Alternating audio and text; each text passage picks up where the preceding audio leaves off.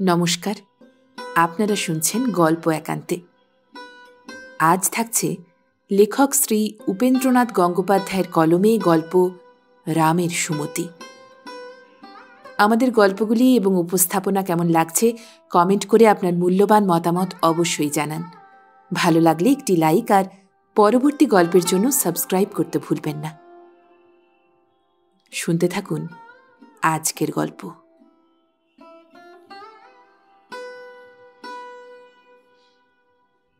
মহানিদ্রায় নিদ্রিত হবার কিছু পূর্বে পুত্রবধূ সুভদ্রার প্রতি ক্লান্ত চক্ষুর দৃষ্টি নিক্ষেপ করে দ্বিজেন্দ্র মিত্র একান্তে বলেছিল, বৌমা, বরেনকে সহ্য করো। ঘাড় নেড়ে সুভদ্রা বলেছিল, নিশ্চয়ই করব বাবা। বরেন তখন ৮৮ বর্ষীয় স্বাধীন যুবক। বছর চারেক লেখাপড়ার সঙ্গে সমস্ত সম্পর্ক চুকিয়ে মাতব্বর বনে বসেছে। আর তার একমাত্র সহোদর জ্যেষ্ঠ হরেন্দ্রনাথ এমএ ও আইন পাস করে বছর তিনেক আলিপুরে ওকালতি করছে। অনিশ্চিত ওকালতির ব্যবসায়ে সুদুর্লভ ভাগ্যলক্ষ্মীও এই অল্প সময়ের মধ্যেই হরেন্দ্রর প্রতি প্রসন্ন হতে আরম্ভ করেছেন। ৩ বৎসরে যে পসার সে জমিয়েছে, অনেকের ভাগ্যে সারা জীবনেও তেমন জমে না। চেতলা থেকে মাইল দেড়েক দক্ষিণে আতরপুরে হরেন্দ্রনাথদের বাস। যে সময়ের কথা বলছি, কলিকাতা নগর তখনও স্থাবরতার নিদ্রা হতে জাগ্রত হয়ে দেহ সম্প্রসারণের জন্য চতুর্দিকে দৃষ্টি সঞ্চালিত করতে আরম্ভ করেনি। সুতরাং পথঘাটের অভাবে যানবাহনের সুযোগ থেকে দূরে অবস্থিত ক্ষুদ্র নগণ্য আতরপুর গ্রাম তার নাম মাহাত্ম্য সত্ত্বেও পচা গোবরের দুর্গন্ধ, মশামাছির ভনভনানি, ভেকের মকমকানি আর শৃগালের প্রহর গণনার অপকৃষ্টতার মধ্যে তখনও জড়ীভূত। এমন বিশ্রী জায়গায় শুধু প্রাণটা কোনো রকমে দেহে বজায় রাখবার জন্যই জীবনযাপন চলে।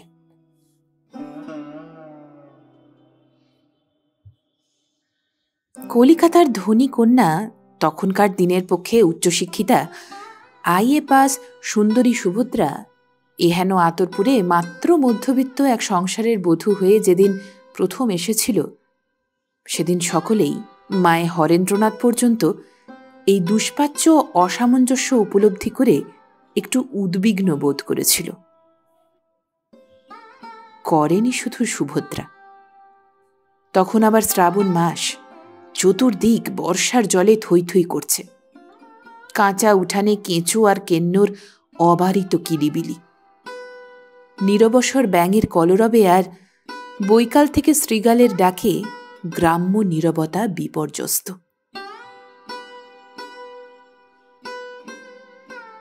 ২-৪ দিন পরে একদিন একটু ভয়ে ভয়েই হরেন সুভদ্রাকে জিজ্ঞাসা করেছিল, আতরপুর তোমার কেমন লাগছে সুভদ্রা?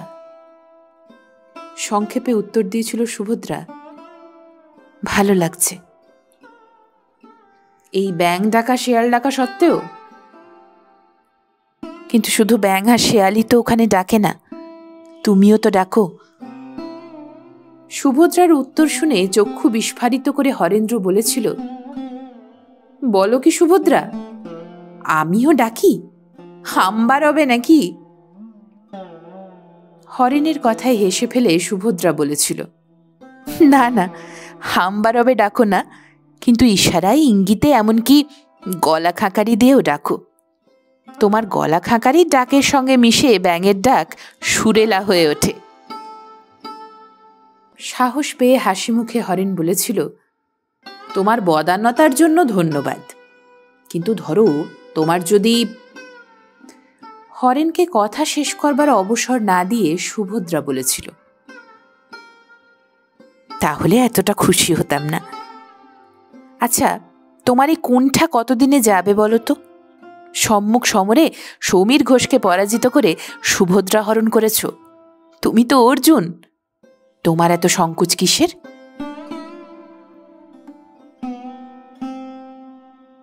প্রসঙ্গ নির্দেশ করে সুভদ্রা হরণের একটু ব্যাখ্যা করার প্রয়োজন আছে। হরেন্দ্র যখন কলিকাতায় মেসে থেকে এমএ এবং ল অধ্যয়ন করে, তখন প্রবোধ বসু তার সহপাঠী এবং অন্তরঙ্গ বন্ধু। প্রবোধ সর্বদাই মেসে এসে হরেন্দ্রর সঙ্গে আড্ডা দিত ও তাকে নিজেদের গৃহে নিয়ে যাবার জন্য পীড়াপিড়ি করত। কিন্তু ধনী গৃহের আবহাওয়ায় নিঃশ্বাস ফেলা সহজ হবে না আশঙ্কা করে নানা ছলে ছুতোয় হরেন্দ্র তার উপরোধ অনুরোধ কাটিয়ে দিত। অবশেষে একদিন যখন প্রবোধচন্দ্রের অসুস্থতার সংবাদ বহন করে জোর আহ্বান লিপি এলো, তখন আর ধনীগৃহের নিঃশ্বাসরোধক আবহাওয়ার আপত্তি বজায় রাখা গেল না। রোগীর কক্ষে উপনীত হয়ে হরেন দেখলে শয্যার উপর সোজা হয়ে বসে প্রবোধ একটি যুবক আর একটি তরুণীর সঙ্গে রহস্যালাপে রত। লক্ষণ দেখে রোগটা সাংঘাতিক মনে হল না। পরিচয় পেয়ে জানলে তরুণীটি প্রবোধের ছোট বোন সুভদ্রা, আইএ পরীক্ষারতা ছাত্রী, এবং যুবকটি প্রবোধের বন্ধু সমীর ঘোষ, ধনকুবের শিশির ঘোষের একমাত্র পুত্র। আইএসসি পরীক্ষায় বার 2 ফেল করে 3 পুরুষের পৈতৃক কারবারে বসতে আরম্ভ করেছে। উপস্থিত অফিস তাকে মাসিক ভাতা দিচ্ছে 750 টাকা। কথায় কথায় সে কথাও জানা গেল। বিলম্বিত পরিচয়ে হরেন আরও জানতে পেরেছিল পৈতৃক কারবার থেকে তাড়াতাড়ি বিদায় নিয়ে সমীর প্রায় প্রতিদিন প্রবোধদের বাড়িতে হাজিরা দেয়। বলা যেতে পারে সেও অপর এক কারবারেরই তাগিদে। এ পর্যন্ত সে কারবারে সমীর ঢেলেই চলেছে। প্রত্যাগমের বিশেষ কিছু লক্ষণ দেখা যাচ্ছে না। তবে সুভদ্রার বাপ ও মার, বিশেষত মার, এ বিষয়ে জোর পৃষ্ঠপোষকতা আছে বলে ভরসা হয় শেষ পর্যন্ত কারবারে লক্ষ্মী লাভ হতে পারবে।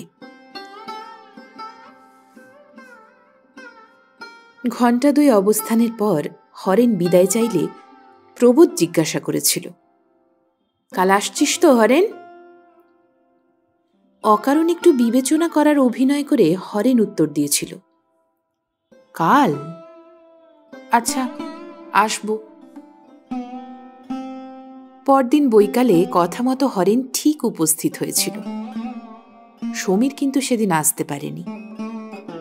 দ্বিতীয় দিনে 3 জনের আড্ডা দেখতে দেখতে যেমন জমে উঠেছিল, প্রথম দিনে 4 জনেও তেমন জমাতে পারেনি।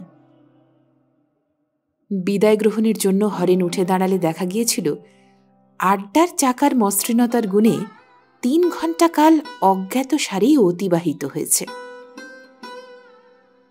হরেনকে এগিয়ে দিতে দিতে সুভদ্রা জিজ্ঞাসা করেছিল, কাল বৈকালে আসছেন তো? হরেন উত্তর দিয়েছিল, আসছি নে বলবার ঠিক জোর পাচ্ছি নে। সুভদ্রা বলেছিল, আপনাকে আমাদের বাড়ি নিয়ে আসবার জন্য দাদা তো সর্বদা টানাটানি করতেন, তখন কেন আসতেন না বলুন তো?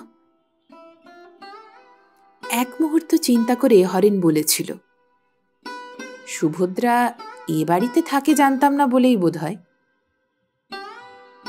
হাসি মুখে সুভদ্রা উত্তর দিয়েছিল, আমি কিন্তু জানতাম আপনি মেসে থাকেন। আপনার বিষয়ে দাদার মুখে আমার এত কথা শোনা আর জানা ছিল যে কাল যখন আপনি এসেছিলেন আপনাকে এতটুকুও অজানা মনে হয়নি। এরপর আর এই প্রসঙ্গে কিছু বলা নিষ্প্রয়োজন। সুভদ্রার শ্বশুর দ্বিজেন্দ্রনাথ ছিল একজন সেকেলে নামজাদা হেডমাস্টার। সুভদ্রার বিবাহের কিছু পূর্বে পত্নীহারা হয়ে সে অবসর গ্রহণ করেছিল। দ্বিজেন্দ্রনাথ শুধু বিদ্বানই ছিল না, সাংসারিক জ্ঞান এবং মনুষ্য চরিত্রবোধে সে ছিল প্রবীণ মানুষ। বরেন যে সুভদ্রাকে ঠিক বরদাস্ত করতে পারছে না, এ কথা উপলব্ধি করতে তার বেশি বিলম্ব হয়নি। তাই মৃত্যুকালে সহ্য করবার ভার সুভদ্রার উপরই দিয়ে গিয়েছিল। সুভদ্রার উদার চিত্ততা ও কর্তব্য পরায়ণতার যে পরিচয় সে পেয়েছিল, তার দ্বারা সে বিশ্বাস করত উদ্ধত এবং দুর্দম বরেনকে মানিয়ে নিয়ে চলবার তিতিক্ষা সুভদ্রার আছে। সুভদ্রার প্রতি বরেনের বিদ্বেষের কারণ ছিল একাধিক। প্রথমত, তার চেয়ে মাত্র 3 বছরের বড় একটা মেয়ে প্রথম বিভাগে আইএ পাস করার প্রভা নিয়ে সংসারে প্রতিষ্ঠিত হয়ে লোকচক্ষুর সম্মুখে তার মূর্খতার কালিমাকে আরও খানিকটা প্রকট করে দিয়েছিল। দ্বিতীয়ত, ওই ঘৃণিত বিদ্যাবত্তার প্রভাবে সে তার পিতার অনেকখানি স্নেহ অধিকার করতে সমর্থ হয়েছিল। এবং তৃতীয়ত, শুধু স্নেহই নয়, পিতার দৈনিক সংসার খরচের হিসাবপত্র টাকা করিও অধিকার করেছিল। পিতার ধর্মগ্রন্থ পাঠের সময় ও সুবিধা বাড়িয়ে দেবার কৌশলের দ্বারা পিতার হাতে খরচ থাকার সময়ে চুরুট্টা ওটা এসবের জন্য 4 আনা পয়সা থেকে 4 পয়সা উপার্জন করা কতকটা সহজেই চলত। সুভদ্রার আমলে একটা পূর্ণ টাকা থেকে 4 পয়সা সুবিধা করতে ঘাম ছুটে যায়। দ্বিজেন্দ্রনাথের মৃত্যুর পর থেকে কেমন যেন একটা হীনতাবোধের প্রভাবে বরেনের কেবলই মনে হয় সুভদ্রার কর্তৃত্ব ক্রমশ উগ্র হয়ে উঠছে। তার ফলে তার মন ওঠে বিষিয়ে, উচ্ছৃঙ্খলতা যায় বেড়ে। একদিন দ্বিপ্রহরে আহারের পর বরেন বেরিয়ে যাবার উপক্রম করছে। সুভদ্রার নিকটে এসে জিজ্ঞাসা করলে, ঠাকুরপো, কোথায় যাচ্ছ? কিছু আগে একটা কোনো প্রসঙ্গ নিয়ে একটু তিক্ততার সৃষ্টি হয়েছিল। ভ্রু কুঞ্চিত করে বরেন বললে, যেখানে যাচ্ছি সেখানে। আচ্ছা, সেখানেই যেও, কিন্তু লক্ষ্মী ভাই, যাবার আগে একটা কথা শোনো। কথা না হুকুম? না, হুকুম নয়, কথাই। বুদ্ধির তো অভাব নেই তোমার। আচ্ছা, এই উদ্দেশ্যহীন জীবন ছেড়ে দিয়ে একটু লেখাপড়ায় মন দাও না। বরেন হেসে উঠল। লেখাপড়ায় মন দেব? লেখাপড়া হবে আমার বলে তুমি বিশ্বাস করো? কেন হবে না? তোমার দাদার কেমন করে হয়েছে? দাদার কথা ছেড়ে দাও। দাদার মাথার উপর বাপ মা ছিল, আমার কে আছে? কেন? তোমার দাদা আছেন, আমি আছি। লোকে কথায় বলে বড় ভাই বাপের মতো। বরেনের মুখে ক্রূর হাসি ফুটে উঠল। বললে, বড় ভাই বাপের মতো না হয় মানলাম, কিন্তু কিছু মনে করো না, সঙ্গে যে সৎ মার মতো বড় ভাজও আছে। শান্ত কণ্ঠে সুভদ্রা বললে, পরীক্ষাই করে দেখো না একবার সৎ মাকে। বোধহয় সৎ মাকে খুব অসৎ বলে মনে হবে না। কখনো কখনো সৎ মা আপন মায়ের চেয়েও সৎ হয়। কোনো উত্তর না দিয়ে বরেন মুখ গোঁজ করে রইল। সুভদ্রা বললে, তোমাকে আমি স্কুলে ক্লাস 7-এ নাম লিখিয়ে পড়তে বলছি নে। তোমার দাদা ব্যস্ত মানুষ, সময় নেই। আমি তোমাকে যত্ন করে পড়াতে পারি ঠাকুরপো। তুমি তুমি পড়াবে? যদি পড়তেই হয় MA পাস কোনো লেখাপড়া জানা লোকের কাছে পড়ব। তুমি IA পাস মেয়ে ছেলে, তুমি কি পড়াবে? সুভদ্রার মনে পড়ে গেল রবীন্দ্রনাথের কাঁসার ঘটির অনুযোগ, কূপ তুমি কেন খুঁড়া হলে না সাগর। বললে, আমি তো সব সাবজেক্ট পড়াবো না তোমাকে, শুধু ইংরেজি, বাংলা আর সামান্য একটু অঙ্ক। আমার কাছে 1-8খানা বই শেষ করো, তারপর MA পাস মাস্টারের সন্ধান করো। কিন্তু এ লেখাপড়া শেখার ফল কি হবে শুনি? মোটা ভাত, মোটা কাপড় আর 15 টাকা মাস মাইনের তোমাদের মুহুরিগিরি তো? চকিত স্বরে সুভদ্রা জিজ্ঞাসা করলে, তোমাদের মুহুরিগিরি মানে? বরেন বললে, আচ্ছা, তোমার স্বামীরই না হয় হলো। কিছু মনে করো না ঠাকুরপো, তোমার কথার উত্তরে একটা কথা জিজ্ঞাসা করি। আমার স্বামীকে বাদ দিয়ে এই মোটা ভাত, মোটা কাপড় আর মাসিক 15 টাকা মাইনে উপার্জন করবার মতো শক্তি তোমার আছে তো? আছে। এই বাড়ির অর্ধেক অংশ বিক্রি করে আমি ব্যবসা করতে পারি।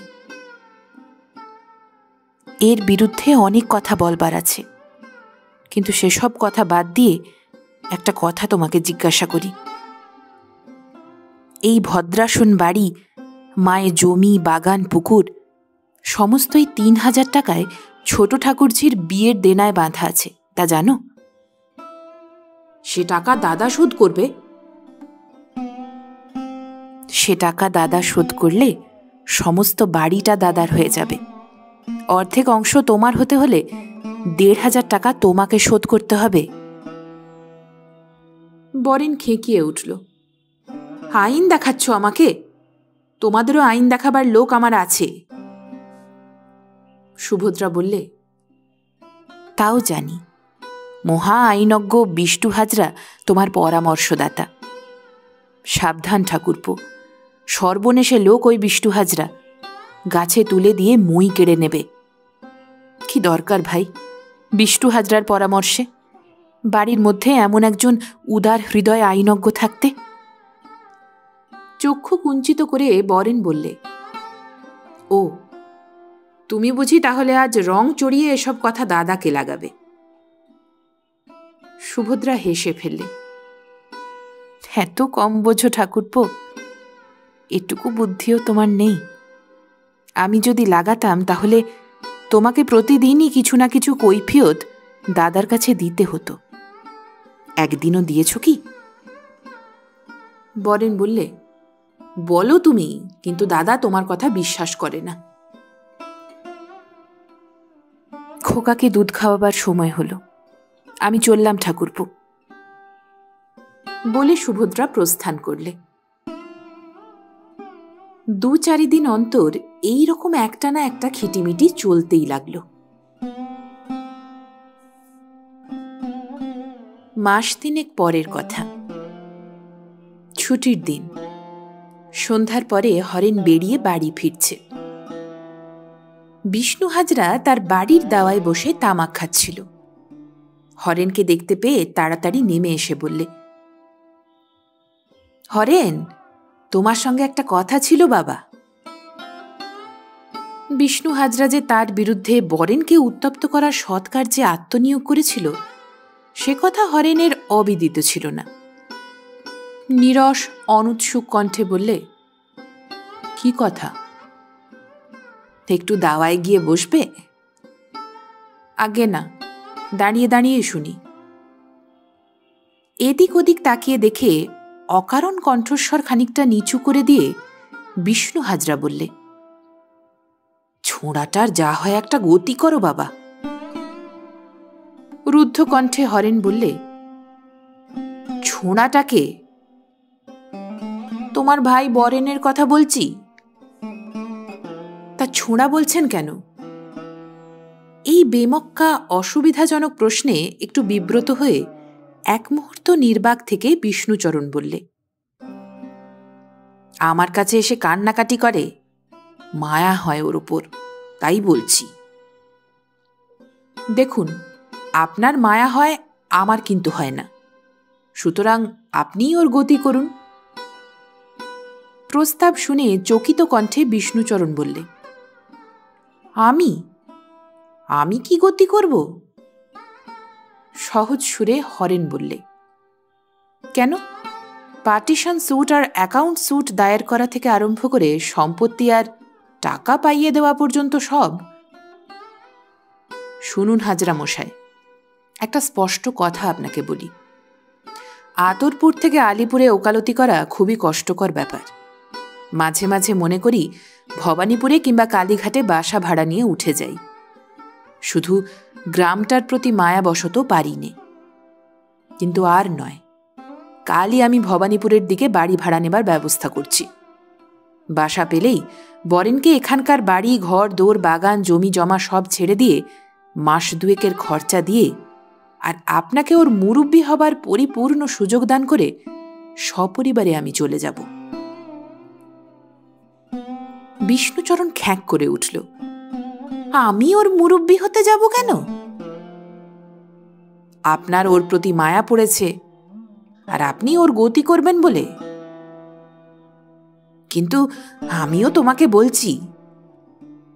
বিষ্ণুচরণকে কথা শেষ করতে না দিয়ে হরেন বললে, আগে আমাকে কথা শেষ করতে দিন।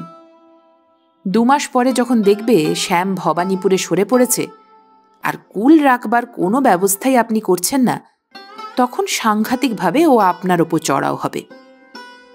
একটা হিত কথা শুনবেন হাজরা মশাই?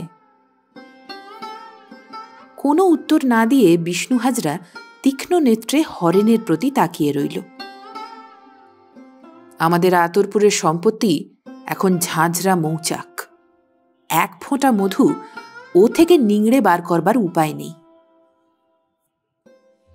কর্কশ কণ্ঠে বিষ্ণু বললে, কেন? কানায় কানায় দেনায় ভরা। তুমি সম্পত্তি দেনা থেকে মুক্ত করনি কেন? সেটা একান্তভাবে আমার খুশি বলে। কিন্তু বাবা, শহরে নিজের স্ত্রীর নামে জমি কিনছ, আর এদিকে নাবালক ভাইয়ের সম্পত্তি দেনায় ডুবিয়ে রেখেছ।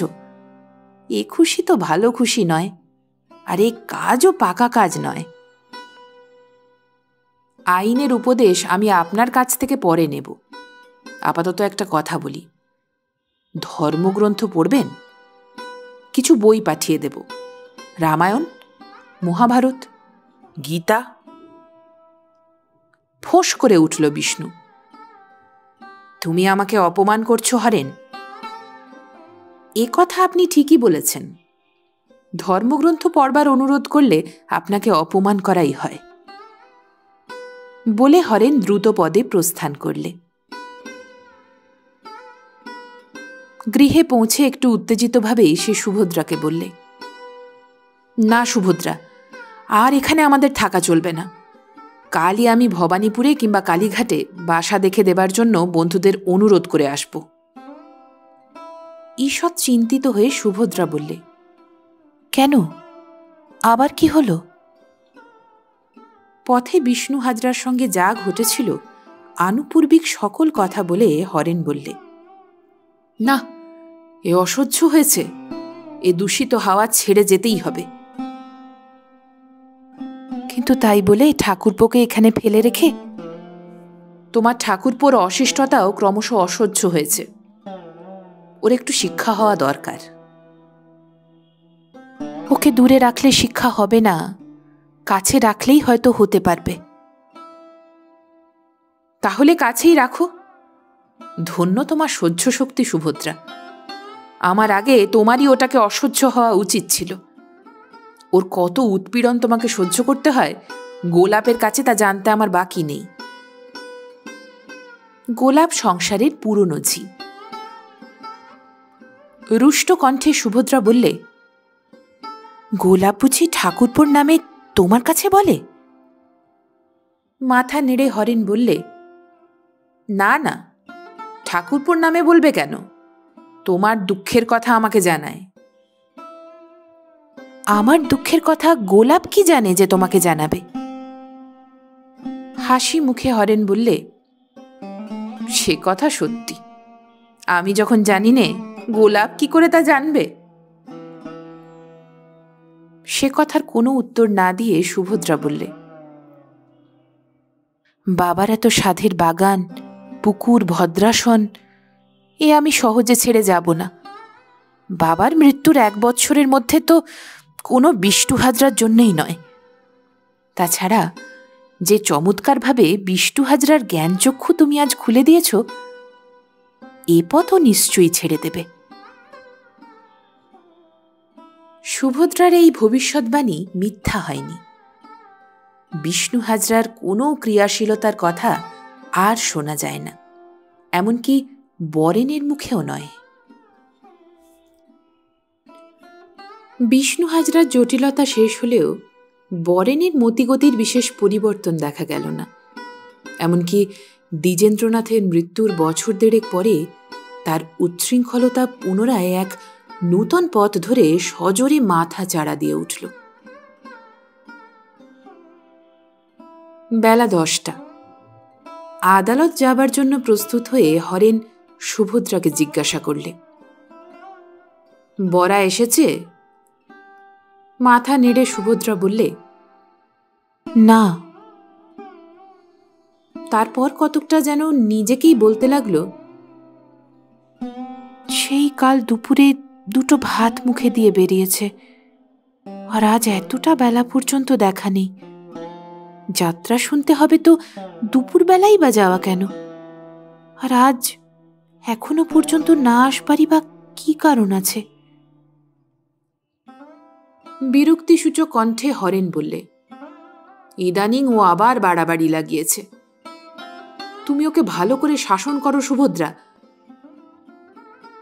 সুভদ্রা বললে, আমি শাসন করলে ও মানবে কেন? তোমাকে ভয় করে, তুমি করো। হরেন বললে, আমাকে হয়তো ভয় করে, কিন্তু যতই খিটিমিটি করুক তোমার সঙ্গে, তোমাকে ও ভালোবাসে। তোমার কথায় ও সহজেই বশীভূত হবে। তারপর ব্যস্ত হয়ে বললে, দেরি হয়ে যাচ্ছে, আমি চললাম। এসো। হরেন চলে গেলে হরেনের কথা ভেবে সুভদ্রা মনে মনে একটু হাসলে। উদার হৃদয় তোমার, কত ভুলভ্রান্তি না করতে পারো। শ্বশুর ছিলেন বিচক্ষণ মানুষ, তিনি বুঝেছিলেন কোথায় গলদ। তাই শেষ সময়ে অনুরোধ করে গেছেন ঠাকুরপোকে সহ্য করতে। প্রতিশ্রুতি যখন দিয়েছি, শেষ পর্যন্ত সহ্য করব। কিন্তু মাসখানেকের মধ্যে যেসব ঘটনা ঘটেছে, তার কিছুটাও যদি জানতে, তাহলে অমন করে ভালোবাসার কথা তুলতে পারতে না। হরেন প্রস্থান করবার মিনিট পাঁচেকের মধ্যে বাড়ির ভিতরে বরেনের কর্কশ কণ্ঠস্বর শোনা গেল, গোলাপ, তেল দে। বোধহয় হরেনের বেরিয়ে যাওয়ার অপেক্ষায় কাছেই কোথাও গা ঢাকা দিয়েছিল। বরেনের কাছে উপস্থিত হয়ে সুভদ্রা বললে, এ কি কাণ্ড ঠাকুরপো? কাল দুপুরে গেছো, আজ 10টা বেলায় ফিরলে? বরেন বললে, কাণ্ড আবার কি হলো শুনি? যাত্রা হবার পর চাটা খেয়ে তারপর আসছি। বেহালা থেকে আতরপুর পথটাই কি কম? এ কথার উত্তর দেওয়া হলো না। হঠাৎ বরেনের মুখ ভালো করে লক্ষ্য করে চকিত কণ্ঠে সুভদ্রা বললে, হে কি ঠাকুরপো, যাত্রায় তুমি সেজেছিলে নাকি? কি করে জানলে? ঠোঁটে লাল রং লেগে রয়েছে, আর কানের পাশে পাউডারের ছোপ। ছি ছি, তুমি যাত্রায় সেজে এলে ঠাকুরপো? কাপড়ের খুঁট দিয়ে ওষ্ঠাধর ঘষে দেখে রুক্ষস্বরে বরেন বললে, ছি ছি, কি রকম? সেজে এসেছি বটে, কিন্তু তা বলে হনুমান সাজিনি। দস্তুর মতো রাম সেজে এসেছি। অযোধ্যাপতি দশরথের তনয় রাম। তিক্ত বিদ্রুপাত্মক কণ্ঠে সুভদ্রা বললে, রাম সাজলেও আসলে তুমি হনুমানই সেজে এসেছ। এত বড় সম্ভ্রান্ত বংশের সন্তান হয়ে তুমি নিজের মুখে এতটা কালি মাখালে? কালি মাখালে মানে? বরেনের মুখের ওপর স্থির দৃষ্টি স্থাপিত করে সুভদ্রা বললে, মাখালে বই কি? বাবা অত বড় নামজাদা হেডমাস্টার ছিলেন, তোমার দাদা MA BL পাস করে বড় উকিল হয়ে উঠেছেন, আর তুমি কিনা একটা পেশাদার যাত্রার দলে পাঠ করে এলে? দৃঢ় স্বরে বরেন বললে, শুধু পাঠ করেই আসিনি, পথ করেও এসেছি। বরেনের মুখের মধ্যে একটা হিংস্র উল্লাসের চাপা হাসি। সুভদ্রা জিজ্ঞেস করলে, কিসের পথ করে এলে? তোমার সংসার থেকে বেরিয়ে যাবার পথ। পরশু বিকেল থেকে যাত্রা দলের রামের কলেরার মতো হওয়ায় ওরা বিপদে পড়ে গিয়েছিল। কাকে রাম করবে ভেবে পায় না, সকলেরই হনুমান সাজবার মতো চেহারা। আমি বললাম আমি সাজব। আমাকে দেখে বললে, চেহারায় মানাবে বটে, কিন্তু কাল রাত 8টায় যাত্রা আরম্ভ। এত অল্প সময়ে তৈরি হতে পারবে কি? বললাম, আলবাত পারব। 2 দিন 4 ঘন্টা আর 4 ঘন্টা, মোট 8 ঘন্টা রিহার্সাল দিয়ে হিরোর পাটে কাল যা অভিনয় করেছি, ধন্যি ধন্যি পড়ে গেছে। সোজা দলে অভিনয় করিনি, শশাঙ্ক অধিকারীর দল। শশাঙ্ক অধিকারী বলেছে আমি যদি ওর দলে ভর্তি হই 30 টাকা মাইনে দেবে, আর ওর মেয়েকে যদি বিয়ে করি 1.5 আনার বখরাদার করবে। পথ করে আসিনি। তোমার সংসারে থাকলে তোমার বাজার সরকার হয়ে তোমার ছেলে মেয়েদের কাঁধে পিঠে করে মানুষ করে জীবন কাটাতে হবে তো। সুভদ্রা বললে, না, তা হবে না। কিন্তু তাই যদি হয়, তাও তোমার যাত্রা দলের রামচন্দ্রের চেয়ে ভালো। তোমার মঙ্গল যদি কোথাও থাকে, এই সংসারেই তা আছে। আমাকে বিশ্বাস করো ঠাকুরপো, আমি তোমাকে ভালোবাসি। তুমি আমাকে ভালোবাসো? হা হা করে হেসে উঠে বরেন বললে, তোমার আবার ভালোবাসা? তোমার ভালোবাসায় আমি 1 বিন্দু বিশ্বাস করিনি। তারপর হঠাৎ চিৎকার করে উঠল, গোলাপ, তেল দে। অন্তরাল থেকে গোলাপ বললে, তেল, গামছা, কাপড় সব রেখেছি। সুভদ্রা বললে, আমিও 1 বিন্দু বিশ্বাস করি নে ঠাকুরপো তোমার দাদার কথা। আজ এইমাত্র কাছারি যাওয়ার আগে তিনি একটা ভারী অদ্ভুত কথা বলছিলেন।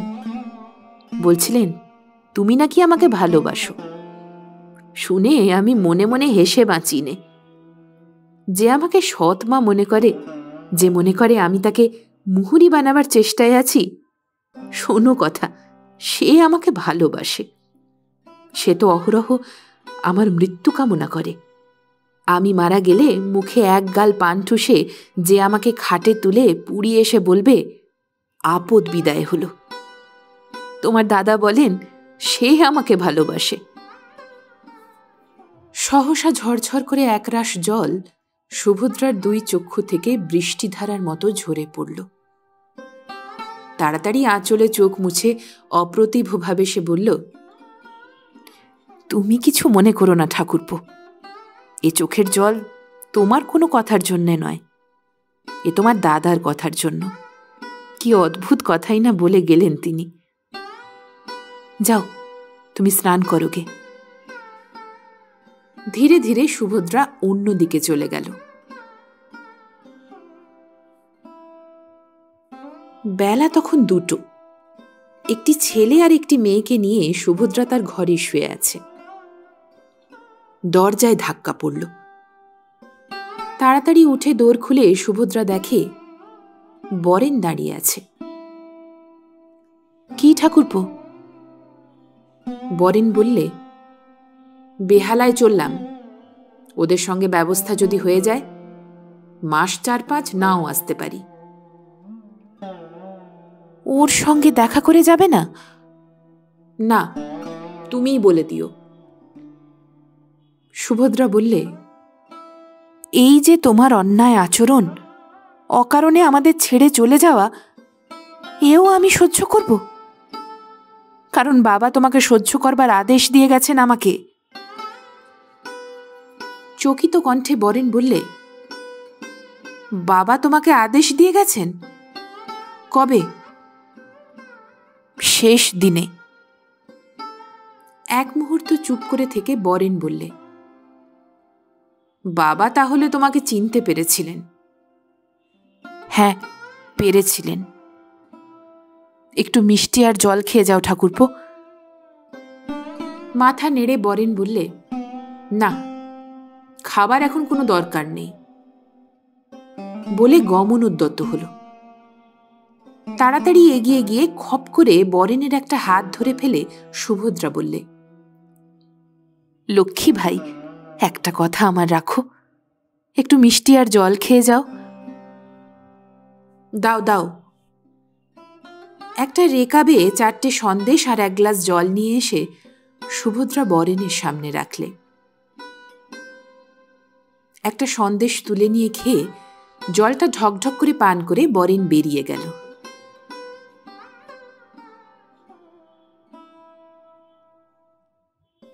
বেলা 4টে বেজে গেছে। আর অলস হয়ে বসে থাকা চলে না। বিষণ্ণ গভীর মন নিয়ে হাতের গোটা কাজ সেরে সুভদ্রা পুকুরে যাবে। এমন সময় কানে প্রবেশ করল, বৌদি। সুরের নূতনত্বে চমকিত হয়ে চেয়ে দেখে সুভদ্রা বললে, কি ঠাকুরপো? বরেনের মুখে লজ্জা ও হাসির একটা স্তিমিত রসায়ন। ফিরে এলাম বেহালার অর্ধেক পথ থেকে। কেন? রামচন্দ্রের পাঠ আর করব না, এবার থেকে করব লক্ষণের পাঠ। ওদেরই দলে? ব্যগ্র কণ্ঠে বরেন বললে, না না, শশাঙ্ক অধিকারীর দলে নিশ্চয়ই আর নয়, এবার তোমাদের দলে। তার মানে? তার মানে দাদা হবে রামচন্দ্র, তুমি হবে সীতা, আমি লক্ষ্মণ, আর আমাদের এই সংসার হবে অযোধ্যানগর। সুভদ্রার মুখ উল্লসিত হয়ে উঠল। সত্যি? সত্যি। আচ্ছা বৌদি, তুমি লেখাপড়া জানা, পাশ করা শক্ত মেয়ে, তুমি বকবে ঝোঁকবে, তর্ক করবে, তখন তুমি অমন করে কাঁদলে কেন বলো দেখি? বেহালার পথে যেতে যেতে যতবার তোমার কথা মনে পড়ে দেখি তুমি কাঁদছ। আবার আবার আবার সেই কাণ্ড। না, আজ তুমি কেঁদেই মাত করলে দেখছি।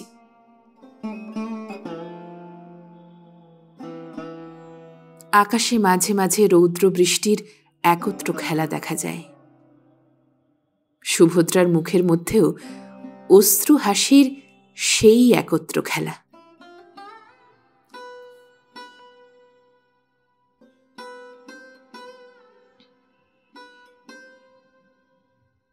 আপনারা শুনছিলেন লেখক উপেন্দ্রনাথ গঙ্গোপাধ্যায়ের কলমে গল্প রামের সুমতি। পরবর্তী গল্পের জন্য শুনতে থাকুন গল্প একান্তে।